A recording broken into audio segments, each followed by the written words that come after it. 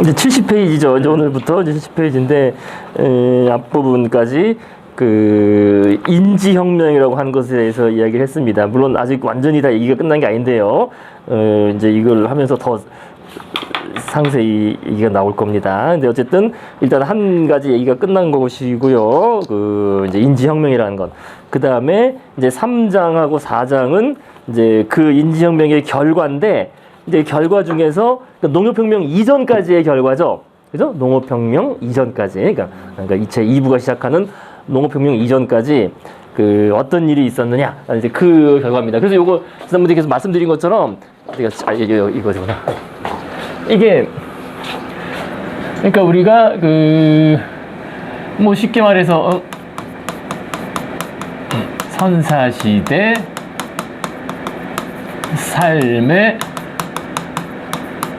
삶의 모습은 어떠했을까? 이제 이렇게 이제 보통 우리가 질문을 하면은요. 그러니까 이제까지는 어떤 단일한 삶을 생각했다는 거예요. 선사시대라고 하면은 우리가 문명 이전에, 그죠? 그러니까 농경, 그죠? 농경과 목축을 시작하기 이전, 그러니까 수렵 채집, 그죠? 수렵. 한마디로 말하면 수렵 채집인데, 이거는 분명한 거예요. 큰 의미에서 수렵 채집이라는 것은 뭐 부정할 수 없는 것이고요. 수렵 채집을 하면서 쭉 수백만 년 동안 살아온 거잖아요. 그죠? 수백만 년 동안 쭉 살아왔는데, 그것을 어떤 그 단일한, 그죠? 단일한 어떤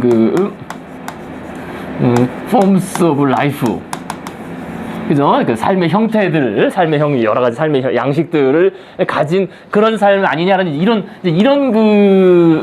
어떤 우리가 그 암암리의 그 전제를 이제까지 해왔다. 이런 식으로 단일한 삶. 근데 이제 이 유발 하라리에 의하면은 이제 그렇지는 않다는 거예요. 결국. 그죠? 그 얘기가 나온 거지. 그러니까 수렵 채집이라는 삶에서는 동일한데, 한 600만에서 800만 년 전에, 약 한 800만 년 전에 침팬지랑 갈라진 이후에, 물론 뭐 그전에도 계속 우리 조상들은 그 수렵 채집 삶을 살았지만은, 이게 쭉 해서, 그죠? 오늘날까지,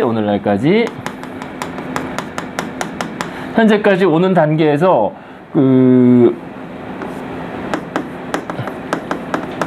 문명 출현이 있었고, 문명 출현 직전에 농경의 시작이 있었고, 그죠? 농경 시작이 있었고, 그 다음에 요게 이제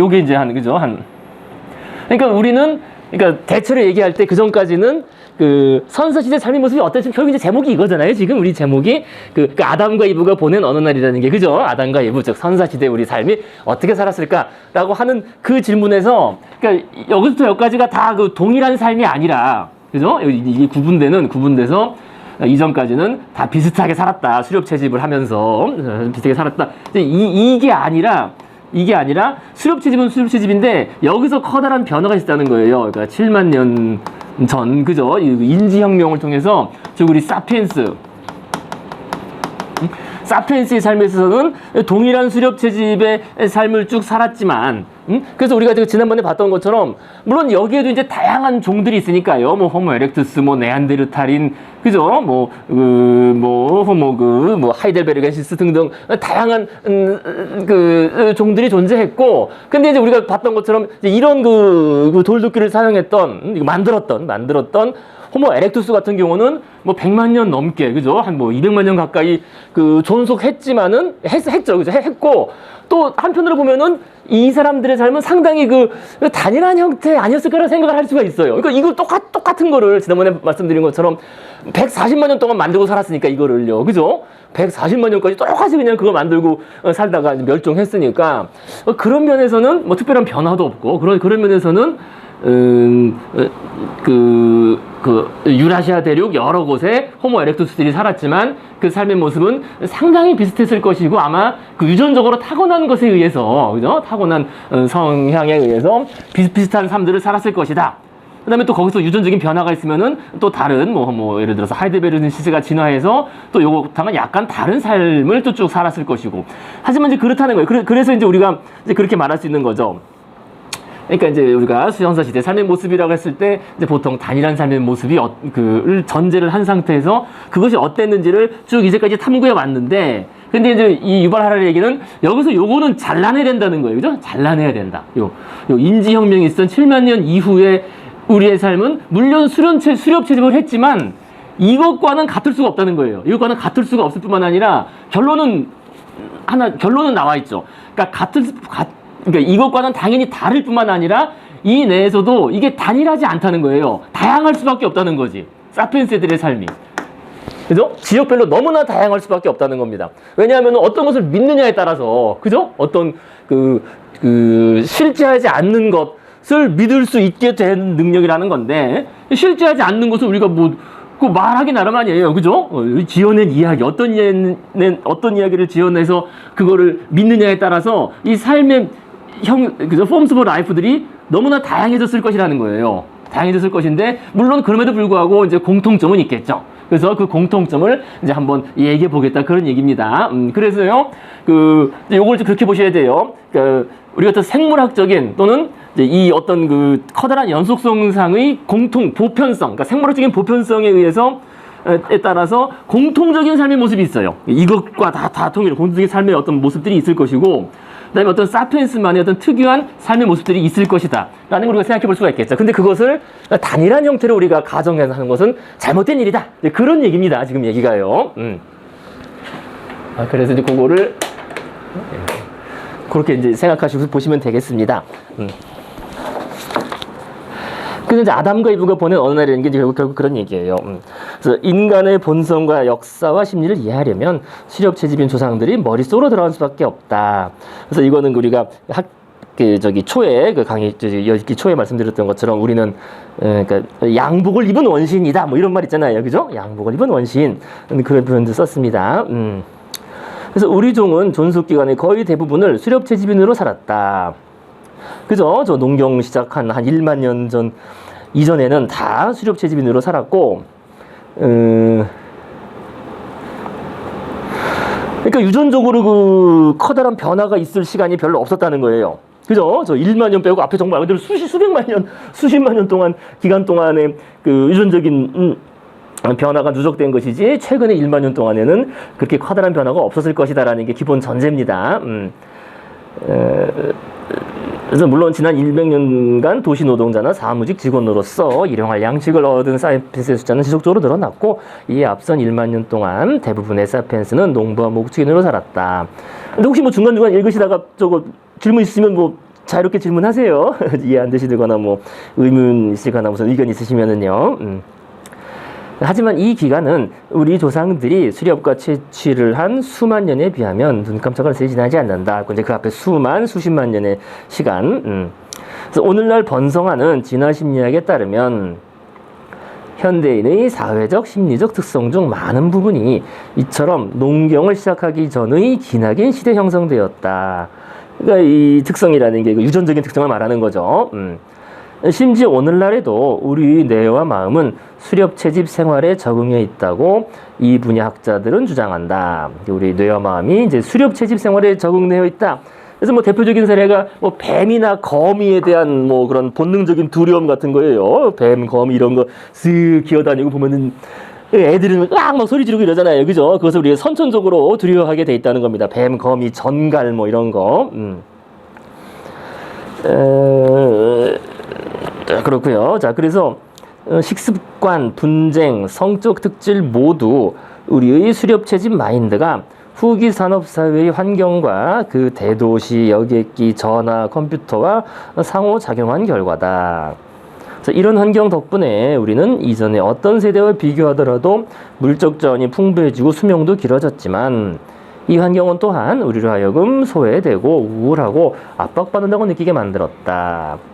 그래서 진화 심리학자들은 그 이유를 알려면 우리를 형성했던 수렵 채집 세계를 깊이 파고들어야 한다고, 우리는 무의식적으로는 아직도 그 속에 살고 있다고 주장한다. 무의식적으로라는 게 그러니까 본능적으로죠, 그죠? 본능적으로 타고난 본성, 성향상 수렵 채집 시절에 형성된, 그죠? 이 기나긴 수백만 년 동안 이 기나긴 시절에 형성된 유전적인 성향의 지배를 받고 있다라는 이제 그런 이야기입니다. 예가 나옵니다. 그래서 가령 우리는 왜 몸에 좋을 것 없는 고칼로리 음식을 개걸스럽게 먹는 것일까? 이제 심지어 몸에 좋지 않다는 걸 알면서도, 그죠? 그래서 오늘날의 풍요 사회는 비만이라는 악성 전염병으로 신음하고 있으며, 이 병은 개발도상국으로도 빠르게 번져나가는 중이다. 어째서 우리가 가장 달콤하고 기름기 많은 음식을 이렇게 탐하는 것일까 하는 문제는 우리 수렵채집인 조상이 지녔던 식습관을 알기 전에는 혼란스럽게만 느껴진다. 조상들이 살던 초원과 숲에는 칼로리가 높은 달콤한 음식이 매우 드물었다. 전반적으로 먹을 것이 부족했던 시대이기도 했다. 뭐 부족하죠. 부족하고 그러니까 그렇게 계속 돌아다니는 거죠. 그죠? 채집하고 계속 돌아다니. 안녕하세요. 이쪽으로 앉으시면 되겠네. 이쪽으로 앉으시면 되겠네. 저거 어떻게 치웠네요? 이제 메시지가 없으셔가지고. 메시지 없어서. 자, 그래서 그러니까 이제 하루 종일 돌아다니는 거예요. 이거 돌아다니니까 뭐 돌아다니면서 주워 먹고 따 먹고 했던 거죠. 그래서 과거 그 이제 수렵채집인들은 하루에 4시간 정도 평균 4시간을 걸었다, 그죠? 평균 4시간 정도 걸었다 그래요. 그러니까 4시간 정도 걸었으니까 오늘날 이제 우리가 걷기 운동을 많이 추천하잖아요, 그죠? 그러니까 그 정도 걷는 게 그러니까 2시간에서 4시간 정도는 걸어야 되지 않느냐? 그 부분 지금 끝나고 계속 말씀드리고 있는 겁니다. 이제 그래서 그런 얘기 나오는 거예요, 그죠? 걷기 운동을 추천할 때 그죠? 하루에 뭐 만보 걷기인가 뭐 이런 게 보통 2시간에서 4시간 그 사이 정도 될 거예요. 2시간 이상 4시간 정도. 그 이제 우리 유전적으로 그렇게 타고난 그 정도 성향, 예전에 걸었던 그 거리를 생각했을 때 그 정도 걸어서 돌아다니면서 계속 탐색하고 주워 먹고 뭐 그랬던 겁니다. 물 마시고. 그러니까 이게 지금 어쨌든 우리가 출연한 지역은 그 사바나 지역이라는 거예요. 아프리카의 정글이 아니라 그 사바나. 그죠? 사바나란 지형이 어떤 건지 아시죠? 그죠? 말씀드렸죠? 사바나 이게 그죠? 사바나가 있냐? 여기 나왔나? 그때 있었나? 모르겠네. 이게 지금 제가 여러분들 나중에 다시 처음부터 쫙 1주부터 8주까지 정리하고 있거든요. 근데 이거 너무 할아버지가 많아가지고 새로 막 집어넣는 것도 많아요. 많아서 다 못했는데 해가지고 파일로 올려드릴게요. 근데 그러니까 이제 이게 그죠? 현대 속에 존재하는 석기시대의 마음. 그래가지고, 그죠? 양복을 입은 원신이다. 그래서, 이제 사바나가 이제 결국 이거죠. 여기서 출연해가지고, 퍼져나갔는데, 그러니까 이제 대충 요 정도까지 요 정도까지. 그러니까, 사피엔스 전에는 이런 데 가지 못했습니다. 그죠? 저 북쪽으로 다 가지 못했고요. 그죠? 요 정도가 한계였어요. 사피엔스 전에는. 근데 사피엔스가 출연한 이후에, 이제 막 넘어가고, 그죠? 호주로 가고, 막 이랬던 거죠. 그래서, 그러니까 요걸 약간 이제 건조한, 그래서 이게 이제 사바나예요. 물론 사바나도 여러 가지 형태인데, 그죠? 약간 건조하고 이런 그러니까 이런 데서 가장 무서운 게 뭐 전갈 이런 거 만나면은 우리가 싹 이 소름 돋는 게 그렇다는 거예요. 전갈, 뱀, 거미 이런 게 한번 잘못 물리면 옛날에는 뭐냐 죽는 거니까, 그죠? 그런 것에 대해서 또 본능적인 두려움을 타고났다. 뭐 그런 겁니다. 이 사바나, 그죠? 요걸 생각하시면 돼요. 일단 우리가 출연한 지역은 머나먼 그래서 계속 보시겠습니다. 그래서 3만 년 전 전형적인 수렵채집인이 손에 넣을 수 있는 달콤한 식품은 오직 하나, 잘 익은 과일뿐이었다. 그러니까 달콤하다는 거, 그죠? 단 음식. 무화과가 잔뜩 열린 나무를 발견한 석기시대 여성을 떠올려 보자. 그녀가 할 수 있는 가장 타당한 행동은 그 자리에서 최대한 먹어치우는 것이다. 그래서 그 지역에 사는 개코 원숭이 무리가 모두 따먹기 전에 말이다. 그래서 고칼로리 식품을 탐하는 본능은 우리 유전자에 새겨져 있다. 오늘날 우리는 고층 아파트에 살며 냉장고에 먹을 것이 가득하지만 우리 DNA는 여전히 아프리카 초원 위를 누빈다. 그래서 냉장고에서 아이스크림 통을 발견하면 한 숟가락 푹 떠서 먹고 전복 콜라리까지 하는 것이다.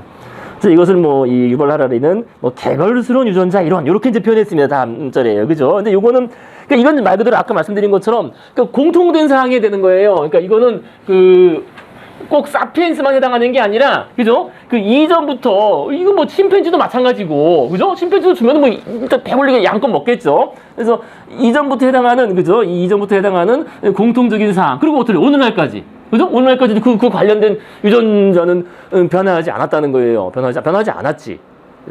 그래서 우리가 양쪽으로 봤을 때 이 몸이 설계된 게 한 그 30% 정도 더 먹도록 설계됐다 그러더라고요. 거의 그러니까 30% 평균 30%. 그러니까 우리가 왜 그런 말 하잖아요. 원래 좀 약간 배고픈 뭐 어떤 걸 먹을 때 포만감 들지 않도록 그죠? 먹어라 하는데 그게 양으로 말하면 한 30% 정도 덜 먹으라는 거예요.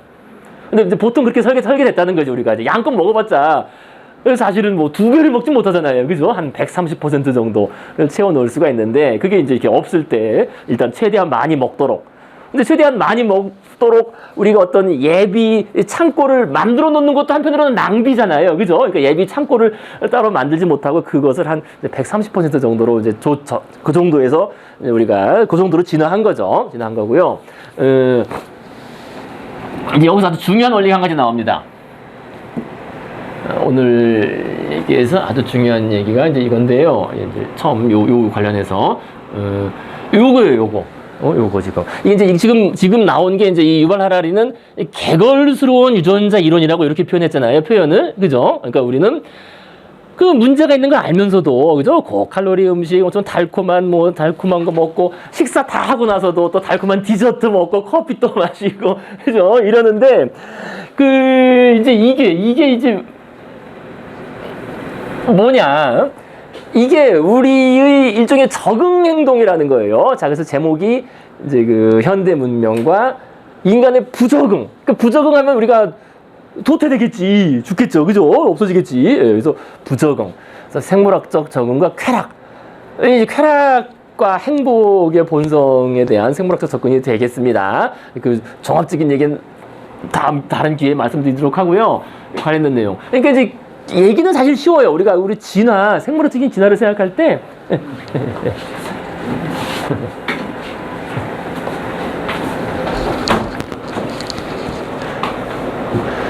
그 생물학적인 진화를 생각할 때 진화라는 게 이게 자꾸 깨져나오지. 이 화면에서 지금 깨져나오는 것 같은데 뭔가 파일이 이게 버전이 안 맞나 봐요. 이게 뭔가 그죠? PDP 파일이.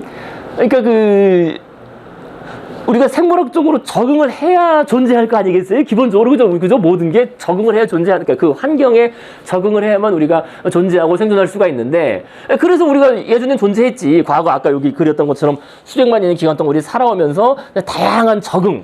이건 물론 그 생물학의 테크니컬 텀입니다. 그 진화론의 테크니컬한 텀의 전문 용어인데 다양한 적응들이 진화했어요. 다양한 적응들. 그래서 여기 쓴 것처럼 근데 그것이 어떤 모순적인 상황을 맞게 된다는 거예요. 그리고 이게 진화의 기본 원리기도 해요. 진화. 그러니까 우리만 그런 게 아니라 진화 자체가. 그러니까 과거의 적응 기능이 이제는 꼭 삶을 더 쉽거나 행복하게 해주진 않는다. 그러니까 과거라는 게 뭐냐면 우리가 지난 수백만 년의 과거에는 그게 적응이었다는 거지. 우리가 어떤 그 사고 방식이나 행동 방식이 적응이었는데 왜냐면 적응해야만 살아남을 수 있는 거니까요. 그죠? 그런데 그 유전자가 바뀌지 않았잖아요. 바뀌지 않았지. 그죠? 그 유전자가 이제 계속 그 유전적인 변이를 통해서 바뀌어 와야 되는데 바뀐 것도 있지만은 바뀌지 않고 만약에 그냥 가지고 있었다고 하면은 오늘날에는 환경이 바뀌었잖아요. 그죠? 그럼 부적응이지. 사실 이게 간단한 얘기예요. 그죠? 그러니까 과거에는 환경에 환경에 어렵사리 적응해가지고 어떤 형질들이 진화했는데 환경이 바뀌고 나면은 그거는 부적응이 되니까 도태되겠지. 그죠? 그러니까 진화라는 게 항상 이런 거예요, 진화가. 그러니까 진화라는 건 항상 우리가 그 잡히지 않는 추격전이라고 하는데 이제 한번 말씀드린 것 같아요. 그죠? 그러니까 항상 이런 식이라는 거죠. 그러니까 뭔가 기껏 적응을 하면은 또 그 사이에 환경은 바뀌거든요. 그러니까 그거에 맞춰서 우리도 이게 바뀌어야 돼요. 근데 바뀌어야 되는데 유전적인 변화는 항상 늦다는 거야. 늦을 수밖에 없어요. 유전적으로 변화한다는 거는 세대를 거쳐서 뭐 돌연변이가 나오고 그중에 적합하게 살아남아야 되고 테스트를 거쳐야 되고 하니까 항상 늦을 수밖에 없어요. 유전적인 변이는 늦을 수밖에 없고. 근데 그래서 그거를 대응하기 위해서 지능이 진화한 거예요. 지능. 그 시간적인 갭 때문에 지능이 그냥 진화하는 게 아닙니다. 그래서 그 얘기는 또 나중에 드리도록 하겠고요. 어쨌든 핵심은 이거예요. 그러니까 과거에는 적응인데 지금은 부적응이다. 그래서 지금 이제 사례를 바로 보시면 쉽습니다. 사례. 지금 여기 나왔던 것처럼. 그러니까 현대의 환경은 우리 조상들이 살아가던 환경과 판이하다. 다르죠. 완전히 다르죠. 과거죠. 아까 그 사바나 그 환경하고 지금 우리 이런 환경은 달라요. 그래서 우리는 정말 열정적으로 현대 문명을 만들어냈고, 물론 만들어낸 이유는 있죠. 만들어낸 이유는 이제 여기서 나오겠지만 만들어냈고 계속 발전시켜 나가고 있지만 그 과정에서 우리의 적응이 형성되고 있기는커녕 오히려 부적응이 깊어가고 있다라는 겁니다. 부적응이 오히려. 왜냐면 유전적으로는 변화하지 않았으니까요. 자, 그래서요, 지금 사례. 여기 아주 중요하고 재밌으면서도 중요하고 상징적인 사례입니다. 우리 현대 문명을 어떻게 정의할까라고 했을 때 현대 문명은 소금과 같다. 소금. 소금. 참 소금이라는 게 별것도 아닌 것 같은데 이게 소금이 아주 중요해요. 소금. 소금을 딱 보면은 이제 현대 문명이 보이는 거예요. 문명. 또 우리의 본성이 보이는 거지. 그래서 우리는 기본적으로 소금을 맛있다고 느낀다. 그죠? 소금을 음식에 넣으면 땡기잖아요. 그죠? 먹으면 소금 들어간 음식 일단 땡기고, 그죠? 그래서 수렵 채집 시절 소금은 언제나 부족했으며 그것을 맛있다고 느끼는 것은 일종의 적응이었다라는 게 요게 중요한 얘기예요. 그러니까 소금을 우리가 왜 땡겨 하냐? 우리가 음식에 왜 단짠 그러잖아요. 달고 짠 거, 그죠? 그게 단짠 들어가면 일단 땡기는데 그게 왜 그러냐? 왜냐면 옛날엔 부족했으니까. 근데 소금은 반드시 우리 신체 대사에 필요하거든요. 필수기잖아요. 그죠? 필수기 소금 반드시 필요한데 예전에는 소금을 먹을 수 있는 방법이 없잖아요. 따로 없고 그냥 수렵집시대 그냥 뭐 음식을 먹으면서 그죠? 뭐 과일을 따먹고 동물 뜯어 먹으면서 같이 들어오는 거지. 그 염분이라는 게 염분과 그 당분 이런 게 염분과 당분이라는 게 다른 음식을 먹으면서 그냥 같이 섭취할 수밖에 없는 거죠. 그죠? 그러니까 소금이 부족했다는 거예요. 이게 부족했다는 거지. 그러니까 맛있다고 느껴야만 그것이 어떻게 돼? 적응이 되는 거지. 이게 왜냐면 맛있다고 느끼는 게 쾌락이라는 거거든요. 그러니까 소금을 맛있다고 느끼면은 쾌락이니까 어떻게 돼? 이게 땡긴다는 거예요. 땡기면 어떻게 돼? 있을 때 최대한 많이 먹는다는 거예요. 그러니까 그 쾌락이 그렇게 해서 진화한 적응이라는 거예요. 쾌락을 느끼는 게. 쾌락이 진화한, 즉 소금이 부족한 환경에서는 적응이라는 겁니다. 부족하니까 맛있게 느껴야만 있을 때 최대한 먹고 더 찾아서 먹고 땡겨 먹고 한다는 거죠. 소금, 설탕 그렇다는 거예요. 하지만 얼마만큼이면 충분한지에 대한 한계선은 진화하지 못하였다. 그러니까 이게 이제 핵심이에요. 그러니까 아까 여기 나왔던 것처럼 그 이유가, 그러니까 우리는 왜 몸에 좋을 것 없는 고칼로리 음식을 개거스럽게 먹는 것일까? 그죠? 왜 그렇게 먹고 또 먹고 몸에 안 좋은 거 알면서도 먹느냐? 이유는 딱 하나예요. 그 한계선이 진화하지 않아서 그렇다는 거예요. 과학적으로는. 그러니까 단순히 욕심 때문에 뭐 맛있어서 이게 아니라 그렇게 몸에 안 좋다면은 그 한계선이 진화해야 된다는 거지. 딱 어디서 딱 먹었을 때 스톱이라는 어떤 그런 유전적인 본능이 딱 작동을 해서 이제 그만이라는 게 진화했으면은 딱 여기서부터 여기까지 먹고 말겠지. 근데 예전에는 항상 부족했어요. 여기 쓴 것처럼 과거에는 소금이 희귀했고 과도하게 섭취할 수 없었기 때문에 과도한 섭취에서 오는 부작용 같은 것이 있을 리가 만무했다. 그러니까 한계선이 진화할 필요가 없었던 거죠. 우리 수백만 년 동안 진화할 필요가 없는 거예요. 다른 동물들도 마찬가지인 거예요. 진화할 필요가 없으니까 진화 안 한 거지. 그러니까 이제 그게 이제 가장 과학적인 이유가 되는 겁니다. 지금 우리가. 얼마나 걸릴까? 얼마나 걸려요? 그러니까 뭐 당뇨, 비만으로 죽으면 다 죽고 나면 이제 딱 그거를 하는. 우리 때에서는 이거 안 되나? 저희는 이제 이걸 타고 났으니까 이제 없는 거죠. 그렇죠. 그 사람들은 제일 첫 교육품이 소금이었을 거라는 이야기도 있습니다. 그렇죠. 소금. 근데 그거는 벌써 문명 이후거든요. 상당히. 좀 이따 이제 여기 제가 그려놨는데 어디 갔어? 그러니까 이게 지금 우린 너무나 익숙하잖아요. 이 하얀 소금 또 하얀 설탕, 그죠? 그러니까 이게 뭐 예수 시절에도 2000년 전에도 소금은 귀했지. 이때는 소금을 만들 수 있었지만 이게 귀한 거였고, 그죠? 근데 이게 그전에 없었다는 거죠. 이게 하얗게. 이 말이 참 중요한 말이에요. 정제되고 농축된 우리의 쾌락들. 그죠? 이게 불순물, 잡음을 다 제거하고 하얀 결정만 남긴 거잖아요. 이게 바로 이제 미리 말씀드린 이거예요. 이거 우리 산업혁명의 본질이 되는 거예요. 그러니까 문명 출현 이래 기술적 성취 중 정말 많은 것들이 우리의 쾌락을 이렇게 추출하고 농축하고 정제하는 것과 관련이 있다는 거예요. 대부분 다. 이것도 결국 문명 출현 이후에 나온 거니까 소금이라는 게, 그죠? 소금, 설탕 이런 게. 그래서 우리가 이런 표현을 쓰는데 뭐 욕망을 포장한다. 사실 포장이라는 게 다른 말이 아니라 이거예요. 그 겉으로만 꾸민다는 게 아니라 추출해가지고, 그죠? 그 잡음을 다 제거하고 불순물을 제거하고 그걸 아주 액기스만 남기는 거죠. 농축, 정제해서 대량 생산해서 판매하는 거지. 그럼 사람들이 이제 폭탄 맞고 와 좋아한다는 거예요. 이게 이제 요 하얀 소금 우린 너무나 익숙한데 조금만 돌아가봐도 10,000년 전만 해도 과연 이게 있었을까? 암염이죠, 암염. 만년, 예? 암염. 그죠? 암염 뭐 그런 거로는 있었을지 모르겠죠. 그래서 우리가 이거를 제주에서는 과연 만든 거는 언제였을까라는 거. 그건 뭐 저도 따로 소금의 역사를 따로 연구해 본 적은 없어서 그런데 아마 적어도 몇만 년 전에 3만 년 전에 없었을 거라는 거예요. 그냥 뭐 먹으면서 같이 섭취할 수밖에 없는 염분이라는 게. 그죠? 자, 그래서요, 여기 다시 하면, 그러니까 그 한계선이 지나지 않았기 때문에 우리가 계속 먹는 거다. 소금, 뭐, 그 고기도 마찬가지죠. 고기도 그만큼 귀했던 거예요. 귀했으니까 많이 먹는 거예요. 이거 오늘날 우리가 알 수 있어요. 우리가, 그래서 그게 쾌락의 기본 원리인데요. 그만큼 강렬한 쾌락을 느낄수록 그게 부족하다는 거예요. 그게 부족하다는 겁니다. 그러니까 부족하지 않으면 우리가 쾌락을 느끼지 않아요. 그죠? 우리는 뭐 질소 마시면서 쾌락을 느끼지 않죠. 질소가 많은데 여기에서 그 공기 중에 그죠? 그러지. 부족하지 않으면 쾌락을 느끼지 않습니다.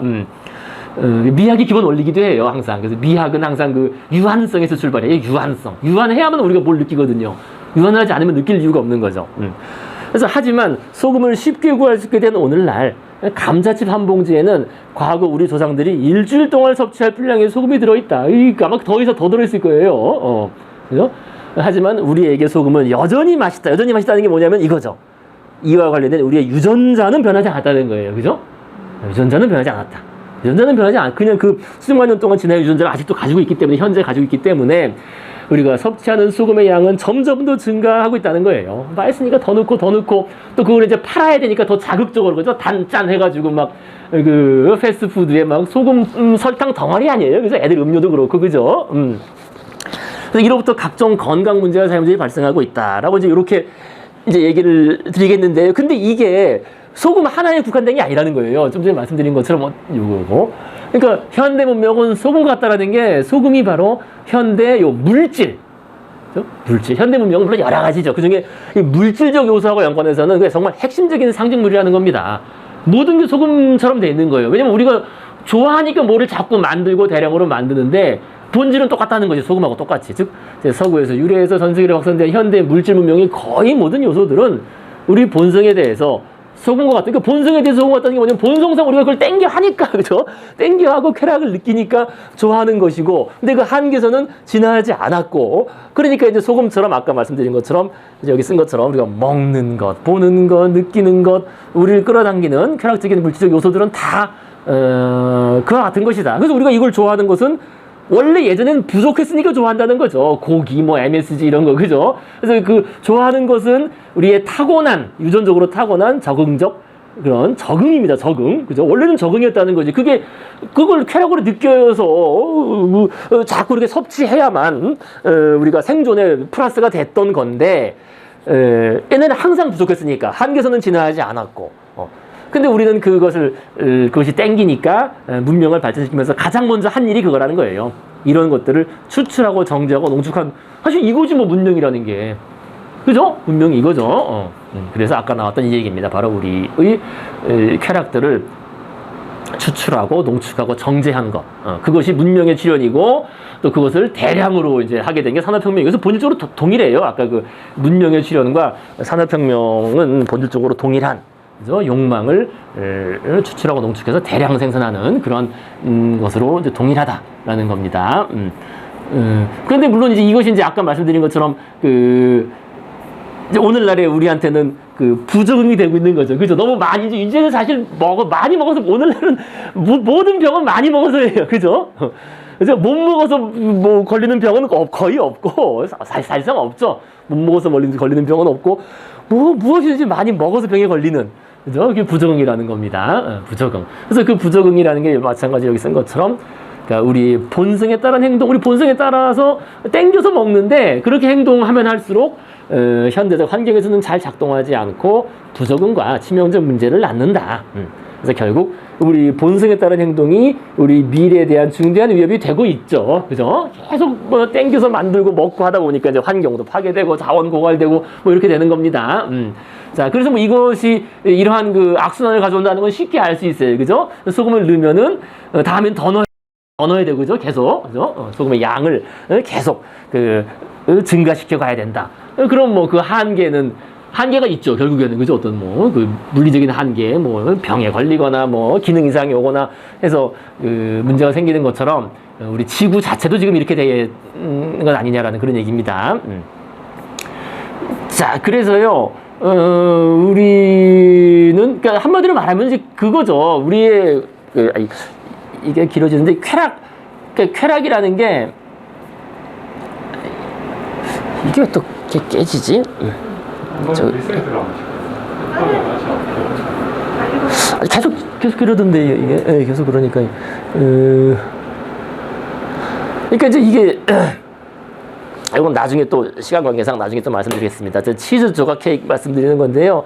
그러니까 우리가 이 치즈 케이크 정말 이게 이제 맛있어 하잖아요. 이제 이것은 여기 쓴 것처럼 그 딸기 치즈 케이크를 위한 이거를 먹기 위해서 우리가 미각이 진화했느냐? 그게 아니죠, 그죠? 우리의 그 미각이 진화한 것은 요거 지난번에 한번 말씀드린 것 같은데, 그죠? 말씀 안 드렸나? 하도 이것저것 얘기해서 그러니까. 우리가 이제 다음에 또 다시 정리해서 말씀드릴 텐데요. 저거는 우리 지능 이런 얘기 나올 때, 그러니까 이제 여기 기름기 많고 뭐 달고 짜고 이런 걸 참 좋아하는데, 그러니까 우리 그 미각을 생각해 보시면요, 미각이라는 게 크게 기본 미각은 4가지잖아요, 4가지, 그죠? 그러니까 이 미각이 달고 짜고 그다음에 단맛, 짠맛, 쓴맛, 신맛, 그죠? 그러니까 이게 기본 설정이 있는 거예요. 그러니까 우리가 미각이라는 게 우리가 잡식성 동물이기 때문에 진화한 거지, 그죠? 그러니까 잡식성 동물이 아닌 경우에는 맛을 거의 못 느낀다고 봐야 돼요, 그죠? 우리가 뭐 외가리가 이 물고기를 콱 잡아가지고 콱 해서 꿀꺽 삼키는데 이거 맛을 못 느껴요, 이거는, 그죠? 맛을 느낀다고 볼 수가 없어요, 기본적으로. 또 그다음에 그 강아지나 고양이도 뭔가 맛있어가지고 막 먹는데. 얘들 약간 잡식성적인 게 있으니까, 강아지 같은 경우는. 근데, 그 미각을 느끼는 강도가 인간의 한 5분의 1 정도라 그러더라고요. 5분의 1 정도. 그래도 얘들이 좀 느끼긴 하는 거지, 그 정도는. 근데 대부분의 생물들은 자신의 어떤 먹이가 특화돼 있잖아요. 그죠? 진화한 환경에서 특화된 먹이를 먹을 때 그냥 그것에 끌려서 땡기는 거지 어떤 맛을 느낀다고 볼 수가 없어요. 근데 맛을 느끼는 거는 우리 인간인 건데, 이게 잡식성 동물로 진화해서. 근데 잡식성 동물이라는 게 한편으로는 좋은 점도 있죠. 그러니까 아무거나 먹을 수 있으니까. 그죠? 뭐 고기도 먹고 뭐 야채도 먹고 과일도 먹고 뭐 해산물도 뭐 조개도 뭐 뜯어 먹고 할 수 있는데, 한편으로는 안 좋은 점도 있는 거 아니에요, 그죠? 잘못 먹으면 죽는 거잖아요, 그죠? 그러니까 그거를 골라내기 위해서 진화한 거예요, 이게 미각이라는 게. 그러니까 먹을 수 있는 것과 먹을 수 없는 것을 골라내기 위해서. 그리고 그 설정이 단 것, 짠 것은 땡기고, 일단, 그죠? 탁 닿았을 때 이것은 일단 더 땡겨서 먹도록. 그죠? 달다는 것도 포도당 이런 거니까, 그죠? 그리고 우리 신체 대사에 에너지가 되는 거니까, 또 짠 것도 마찬가지로 필요하니까. 그래서 단 것, 짠 것은 땡기는 거고, 그다음에 신맛은 이제 이게 기본적으로 상한 거죠, 그죠? 딱 셨을 때 기본적으로 시다 이거 뭔가 상한 거예요. 상한 거 먹지 않도록. 쓴맛은 독이죠, 독성. 그래서 기본 설정은 그렇다는 거죠, 그죠? 그래서 신맛 신맛하고 쓴맛은 먹지 않는 쪽. 그 다음에 단맛하고 짠맛은 먹을 수 있는 것. 그래서 어쨌든 이 얘기가 그거예요. 그러니까 우리의 미각은 이거를 맛보라고 진행한 게 아니라, 야, 니들 이거 맛있지, 이거 먹어라라고 진행한 게 아니라, 먹을 수 있는 것과 먹을 수 없는 것을 구별하라고 진행한 건데, 근데 우리 이제 그걸 이용해서 이제 이런 거를 만들어 놓고 말이에요, 그죠? 이런 걸 만들어 놓고 여기 쓴 것처럼 딸기 치즈케이크에는 자연계의 어떤 곳에도 존재하지 않는 감각적 충격이 농축 압축돼 완전히 폭탄이지, 그죠?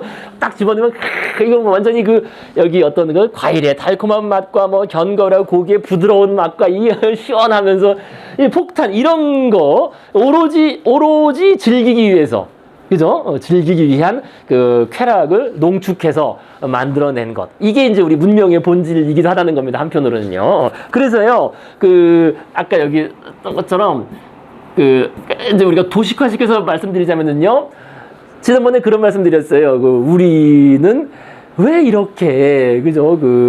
안종을 알면서도 이러한 현대 문명이 서로 뭐 죽이고 살리고 뭐 환경 파괴하고 왜 이러느냐 했을 때, 지나친 욕심이란 말 드렸잖아요. 이게 지나친 욕심 때문이다. 근데 그 지나친 욕심, 한마디로 과도한 욕망이라는 게 뭐냐? 근데 그게 이제 우리 두 가지로 말씀드릴 수 있다는 겁니다. 이제 도식화 하자면은요, 도식화하자면은 두 가지로 이제 지금 이렇게 말씀드린 이러한 그 어떤 그 생물학적인 그죠? 생물학적인 욕망과 물론 여기서 온 거지만 그 다음에 그 사회적 욕망 크게 두 가지로 단순해서 얘기할 수 있어요. 우리 한마디로 말하면 우리의 과도한 욕망이라는 게 그죠? 과도한 지나친 이 욕망이라는 것은 한편으로는 이제 이러한 그죠? 그 한계선이 지나지 않은 그런 유전자를 타고난 이유로 끊임없이 그걸 추구하는 거죠. 그죠? 한계선 없이. 그래서 생물학적인 이런 욕망들. 그죠? 달고 짜고 뭐 이런 등등 감각적, 육체적 이런 욕망들 추구하는 것하고 또 하나는 이 사회적 욕망이에요. 사회적 욕망. 이거는 이제 사피엔스 이외의 종들한테는 없는 거라고 계속 말씀드렸어요. 그죠? 이 사회적 욕망이라는 게 뭡니까? 지난번에 말씀드린 것처럼 우리는 눈에 보이지 않는 것을, 그죠? 어떤 사물에 대해서 눈에 보이지 않는 것을 상징한다. 어떤 사물이, 그죠? 상징한다. 가지고 있다. 그렇게 상상할 수 있는 능력이 진화했기 때문에 자신의 사회적 지위를 드러내기 위해서 뭐 수십억짜리, 수억짜리 뭐, 그죠? 자동차를 사기도 하고, 그죠? 엄청난 피라미드를 짓기도 하고, 그죠? 그 사물을 통해서 자신의 사회적 뭐 지위면 지위, 사회적 뭐 의도면 의도, 사회적 목적의 목적을 나타내기 위해서, 그죠? 그래서 물질을 과도하고 지나치게 거기에 집착한다라는 이 두 가지로 정리해 볼 수 있겠습니다. 딱 정리해 보자면요, 간단히 정리해 보자면요, 그죠? 우리의 지나친 욕망, 과도한 욕망, 지나친 욕심이라고 했을 때 그것이 무엇이냐라고 하면은 그 기원은 그 진화적인 기원은 여기 하나는 요런 쪽에 있고 또 하나는 우리 그 사회적인 그런 분야에 있구나라고 그렇게 정리하시면 조금 이해가 되시겠죠? 욕망 자체는 네. 지나친이라고 붙일 필요가 없이 욕망 자체는 한계가 없는 거잖아요. 네? 누구나 우리 종교나 아니면 이전에 어떤 뭐 뛰어난 인물들이 해왔던 일이 뭐냐면 전부 다 인간이 갖고 있는 저 양쪽 욕망 자체를 이렇게 욕망 자체를 억지로 누르기도 하고 욕망 자체가 지나치지 않다는 걸 계속 세뇌로 머릿속에 넣어주는 게 종교의 역할이고 어떻게 보면 철학의 역할도 그런 부분들이 그러니까 이 유전적으로 진화하지 않은 한계선을 문화적으로 자꾸 설정해 주는 거죠. 근데 여기서 지나치다는 표현을 이제 그럼 뭐가 지나친 것이냐 또 그걸 기준으로 얘기된 지나치다는 것은요, 뭘 얘기할 수 있냐면은 우리 자신의 존재를 제거할 경우 지나치다는 거예요. 모순적, 그죠? 이거를 추구한 결과 우리 자신이 사라지게 되는 그럴 경우에 지나친 욕망의 추구라고 말할 수 있는 거죠. 지나치다는 게 그냥 뭐 지나치다는 표현 쓴 게 아니라요.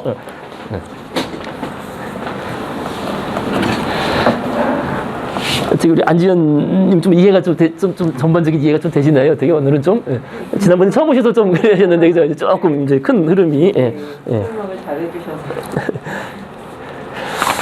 자, 이제 그 다음에는 좀 또 골치 아픈 문제를 이거 얘기하면 또 이게 길어질 텐데 뭐 자, 이제 71페이지 맨 밑에입니다.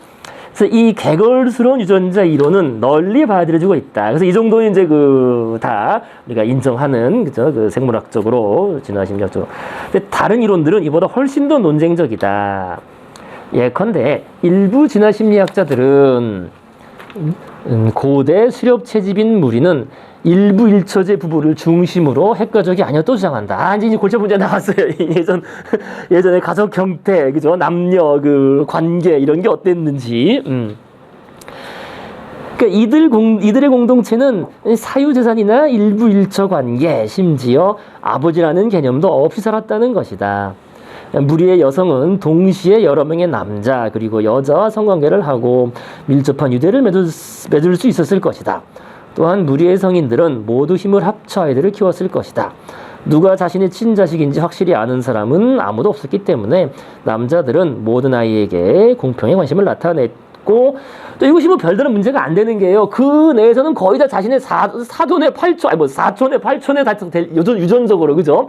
그러니까 자신의 유전자를 걸쳐 있는 애들일 거거든요. 그 애들은. 그래도 그 공동체 내에서는. 그러니까 그 애들을 다 이렇게 부양을 하면은 결국 자신의 유전자를 증식되는데 도움이 됐겠죠. 근데 이제 이게 이제 이렇게 이제 단일하게 과연 볼 수 있느냐? 뭐 마저 보고 이제 말씀 같이 나누시겠습니다. 이런 사회 구조는 몽상적 유토피아만은 아니다. 기록을 보면 동물들 그 중에서도 우리와 가장 가까운 친척인 침팬지와 보노보들이 이렇게 살고 있다는 사실을 알 수 있다. 심지어 오늘날에도 남미의 원주민 바리족처럼 집단적 부권이 받아들여지는 문화가 적지 않다. 그러니까 집단적 부권이죠. 집단적 그 아버지는 이제 집단이 그 어떤 아이 아버지라는 거예요. 그래서 이런 사회에서 사람들은 아기가 생기는 것은 여성의 자궁에 한 남자의 정자가 아니라 여러 남자의 정자가 축적되기 때문이라고 믿는다. 그래서 좋은 엄마라면 반드시 여러 남자들과 성관계를 하도록 애를 쓰게 마련이고 임신 중엔 특히 더하다. 자신의 아기가 최고의 사냥꾼뿐 아니라 최고의 이야기꾼, 최강의 전사, 그리고 가장 사려 깊은 연인의 자질, 그리고 아버지의 보살핌을 받을 수 있도록 말이다.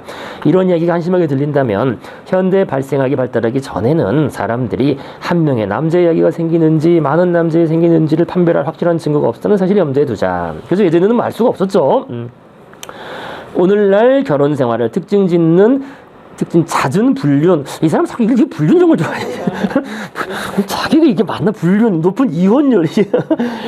나아가 아이들과 어른들이 모두 겪는 갖가지 심리적 콤플렉스들은 어디에 연원을 두고 있을까? 자, 73페이지.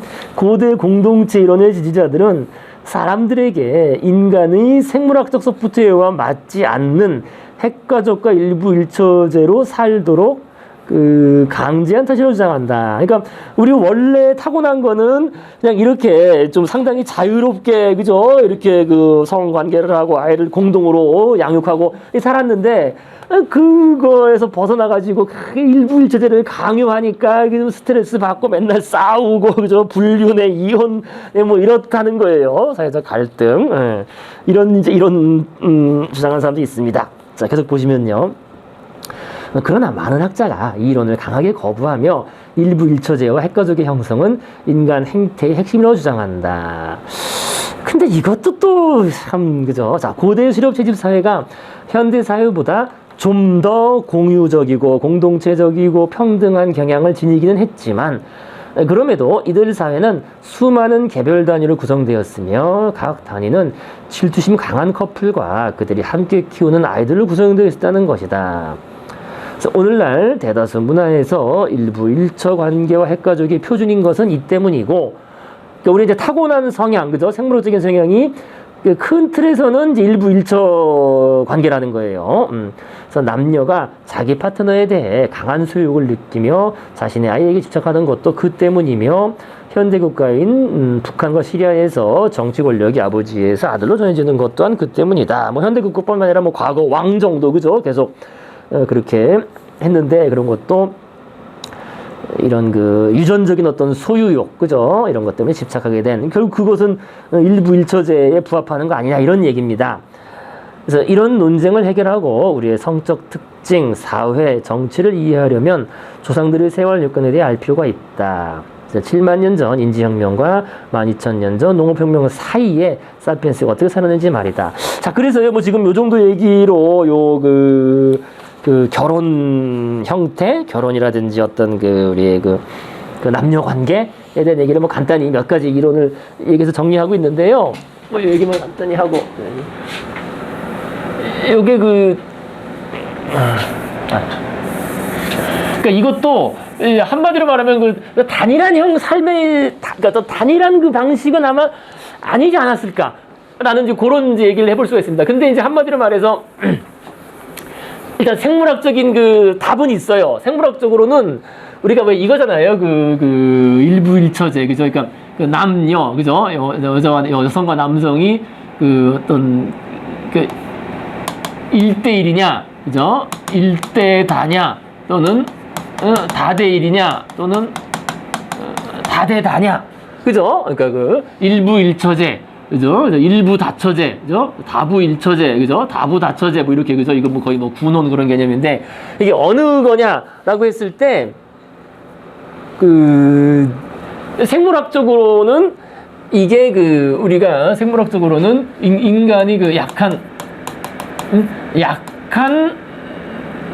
일부 다처제, 제가 아니었을까, 생물학적으로는. 이거는 우리가 그거를 통해서 추정하는 거예요. 다른 생물들이라든지 그 다른 그 생물들을 관찰했을 때 이걸 어떻게 알 수 있냐면은요, 그 수컷의 몸집과 수컷과 암컷의 어떤 몸집의 크기와 그 번식 형태 등을 연구한 결과 그 이게 나온다는 거예요.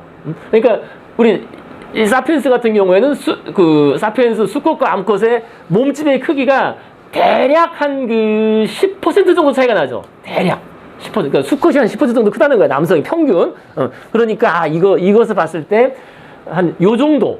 그러니까 약한 일부 일처제라는 게 대부분 그 1대1 관계인데 그 중에 좀 여러 명의 여성을 거느리는 좀 더 그죠? 센 수컷의 경우에는 여러 명의 여성을 거느리고 살았을 그럴 가능성이 있다라는 겁니다. 요런 의미로 봐야 돼요. 그래서 우리가 그 뭐지? 요거는 생물학적으로 기본적으로 지지받고 생물학적으로는 지지받고 있어요. 기본적으로는 왜 바다 코끼리 엄청 크잖아요. 근데 그 수컷이 엄청 크고 암컷은 뭐 요만해요. 그죠? 그죠? 그러니까 한 3분의 1도 안 돼요. 암컷 크기는. 그러니까 요거는 그러니까 수컷이 한 마리 수컷이 수백 마리 암컷과 교미하잖아요. 그죠?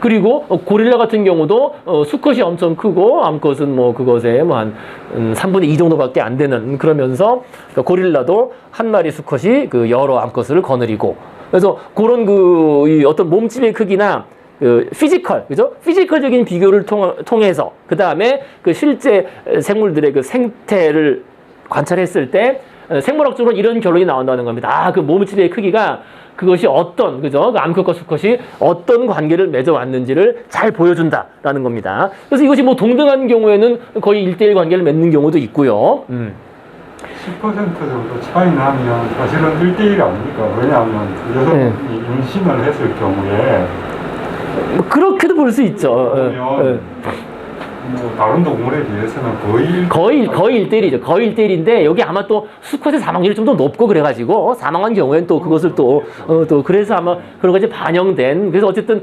생물학적으로는 약한 의미야 일부 다처제가 아마 쭉 이렇게 진행됐을 것이라는 겁니다. 근데 이제 일부 다처제가 이게요. 뭐 썰이 워낙 많이 이것에 대해서는 제가 한번 정리하려다 이거 얘기할 것도 근데 그 일부 다처제가 꼭 동시는 아니라는 거예요. 그죠? 동시가 아니라 시간차를 둔 일부 다처제로 지금 우리가 가고 있다는 거예요. 지금 우리가 시간차를 둔 일부 다처제 이혼이라는 게 그죠? 누구랑 한 5년 살고 그죠? 한 5년 살고 헤어지고 또 새로운 사람하고 5년 살고 이러면은 이 사람은 평생 동안 한 4-5명의 부인하고 또 이 부인도 마찬가지로 4-5명의 남자하고 살 수 있는 거 아니겠어요? 그러니까 아마 이 형태가 아니었을 거라는 썰이 또 그러니까 이게 다부다처제죠. 그죠? 다부다처제. 그러니까 다부다처제죠. 그러니까 이게 연하면 다시 결혼 안 하고 싶다 하지 않아? 맞아. 그래서 결혼하고 싶지 않는다고요? 싫어져서 그래요. 근데 만약에 이게 오늘날 그 썰 중에 강력한 썰 중에 하나예요. 또 요즘에 새로 부상한 썰. 그러니까 아마 과거에 이러지 않았을까? 한 5년 정도. 5년. 근데 이게 우리 사랑이 식는 그 기간이거든요.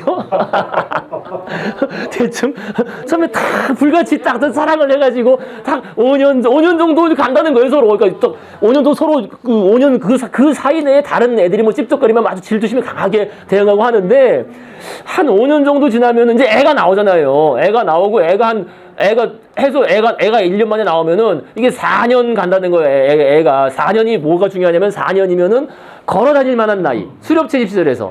그래서 예전에는 뭐 나중에도 나오지만은요 여기 미리도 말씀드리자면은 이 수렵 채집 시절의 인구 조절은 그냥 자연스럽게 됐어요. 데리고 다닐 수 없으면 애를 낳지도 않고 또 낳았다 다 버리면 애는 죽는 거지. 수렵 채집 시절은 데리고 다녀야 되니까요.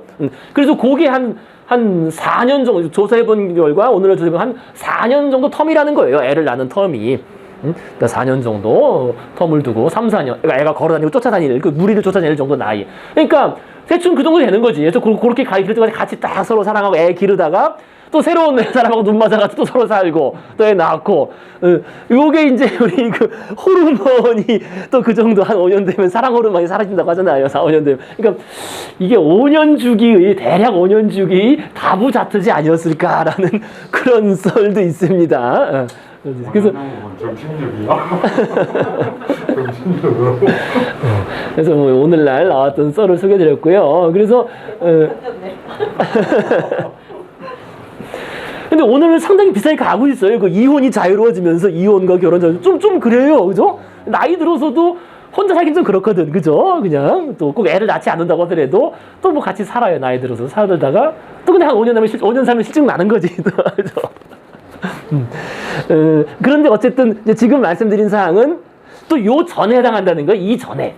이거 아까 말씀드린 7만 년 전에 인지혁명 이전에는 뭐 그러한 그러한 그 생물학적인 그 형태에 따라서 그러니까 우리가 그 오스트랄로피테쿠스를 보면은요 이게 암컷과 수컷의 몸체 차이가 훨씬 커요. 그러니까 그거는 보다 고릴라라든지 뭐 다른 동물처럼 그러니까 수컷이 좀 더 독점을 하고 암컷들을 독점하고 그런 형태였던 오스트랄로피테쿠스만 해도 벌써 차이가 큽니다, 이게. 근데 이것이 점점 평등하게 온 거예요. 점점 사피엔스에 이르러서 점점 이게 큰 경향상으로 한 10% 정도 차이밖에 안 날 정도로 평균 수컷과 암컷의 몸집 크기가 점점 평등하게 온 겁니다. 자, 그런데 어쨌든 몸집 차이만 10%가 나면 아니면 개체수가 수컷이 더 적으면 어쩔 수 없이 뭐 그렇게 되겠죠. 그러니까 그 아까 말씀드린 것처럼 수컷들이 사망률이 높거든요. 뭐 사냥을 나가기도 하고 좀 수컷들은 원래 정찰 왜 이렇게 돌아다니기도 많이 하고 싸움도 많이 나고 하기 때문에요. 아무래도. 그건 후천적인 거잖아요. 예, 예. 태어날 때부터 좀 개체수가 그러니까 성비가 그렇게 차이가 나는 거는 아니 풀없으면 여자를 못 보는 거지. 그렇죠. 그러니까 태어나면서부터 성비가 어떤지는 그거는 뭐 예전에 어땠는지는 알 수 없습니다. 오늘날에도 뭐 자연 성비는 여성이 좀 더 많다고 하는데 근데 그것도 뭐 알 수가 없죠. 그런 거 아니에요?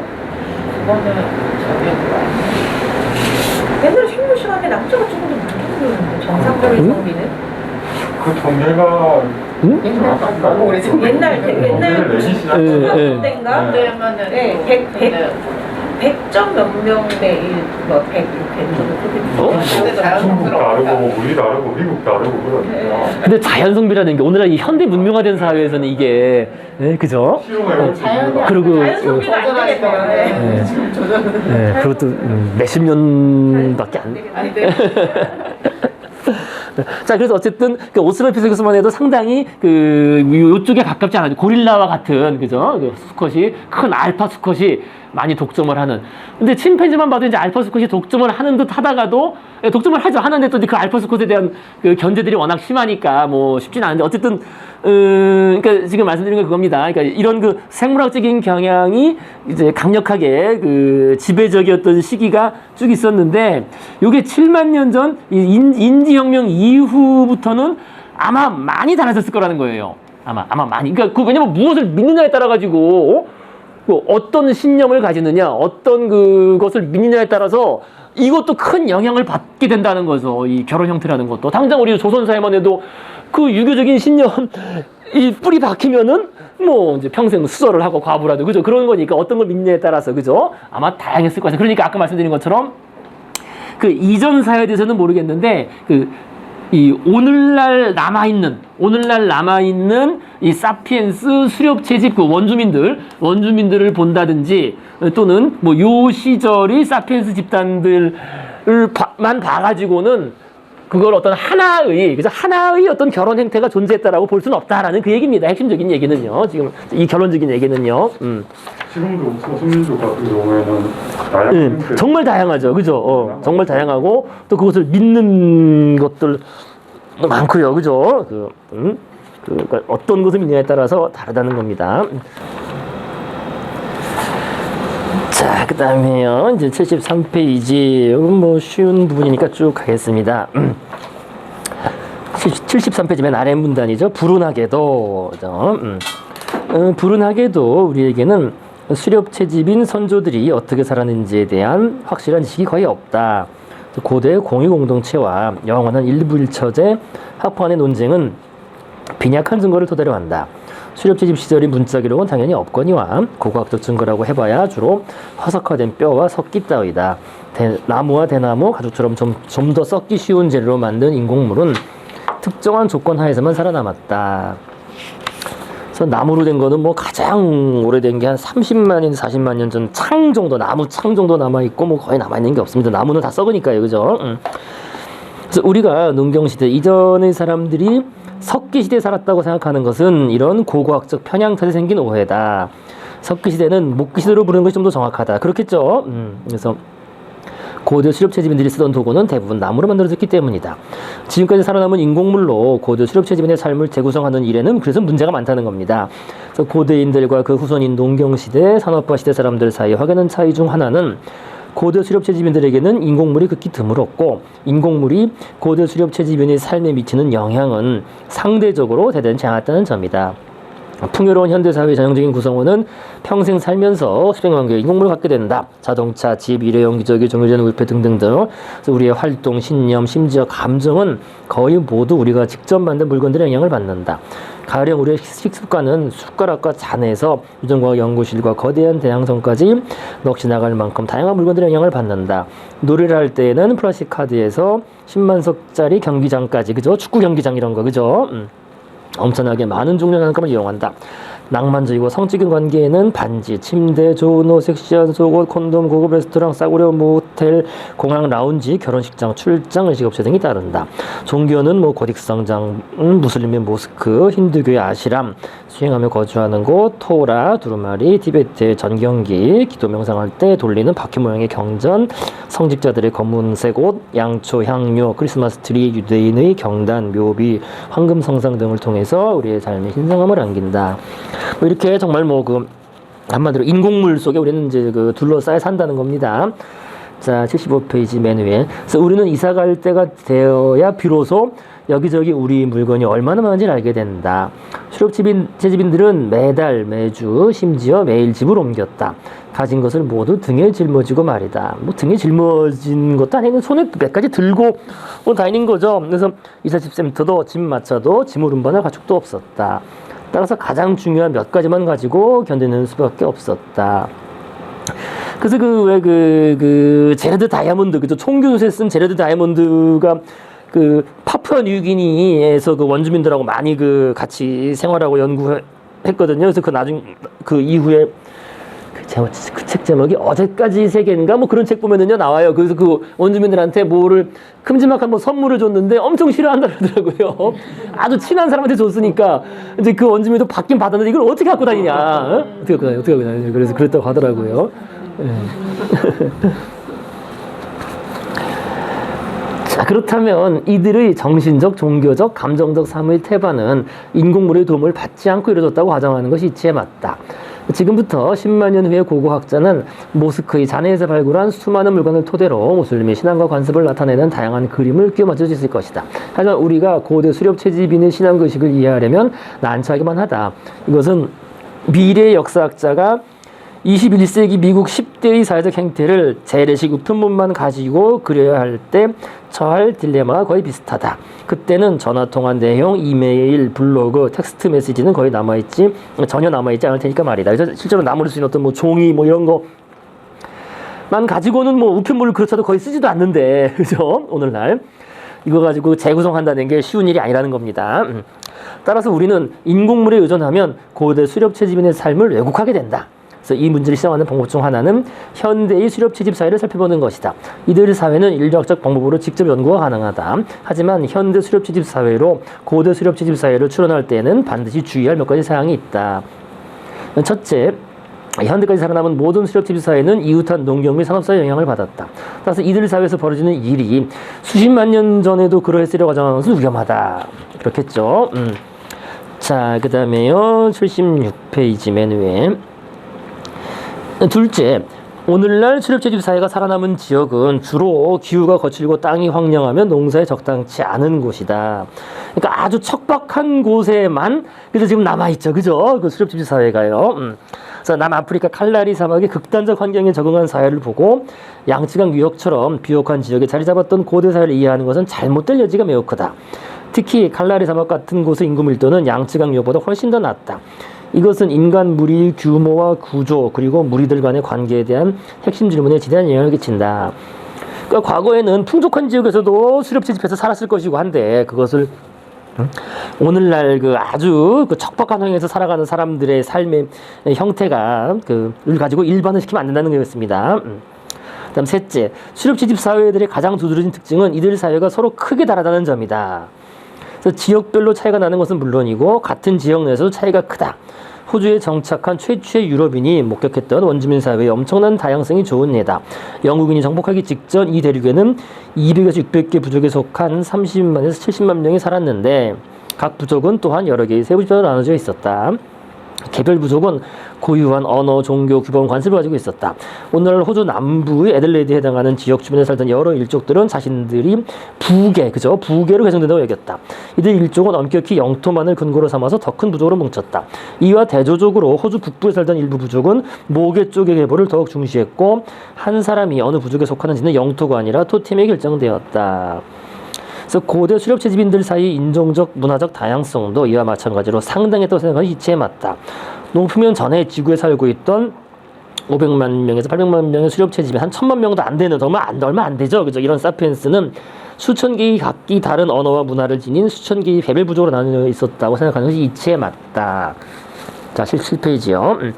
그리고 이것은 인지혁명의 주된 유산이라고 할 수 있었다.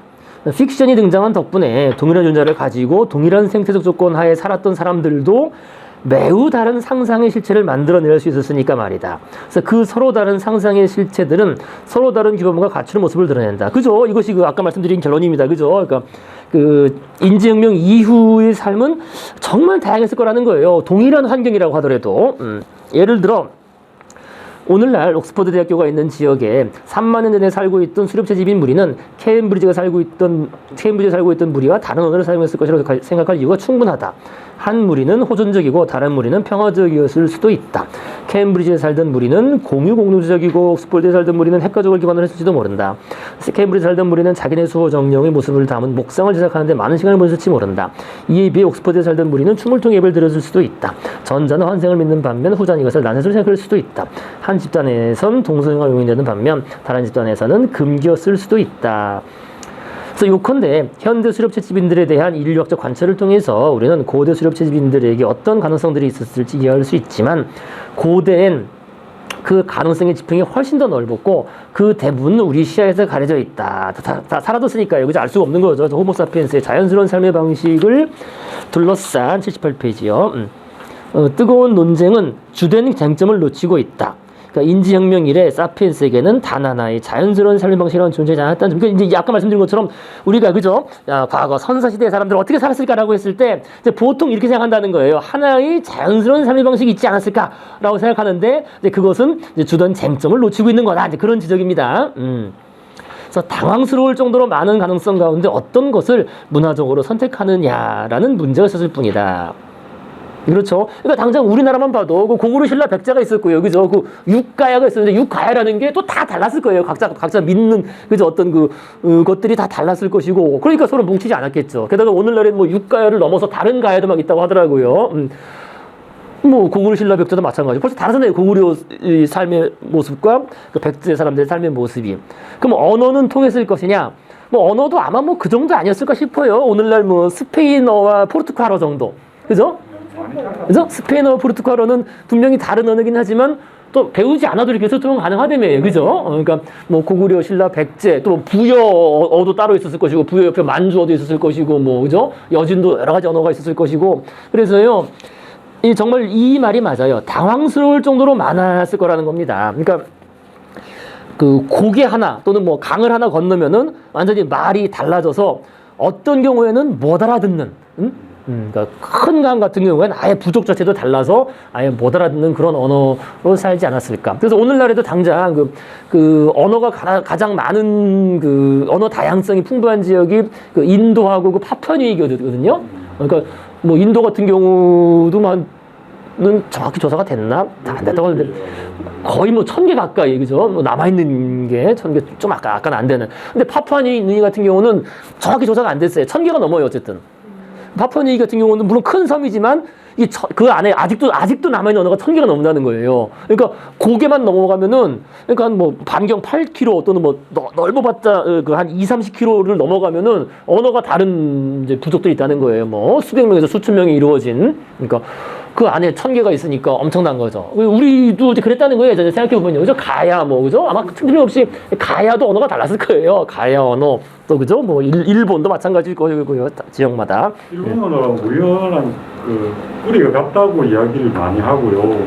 요즘 연구에 의하면 고구려 지역 언어가 그쪽으로 넘어가가지고 떨어져 있었잖아요.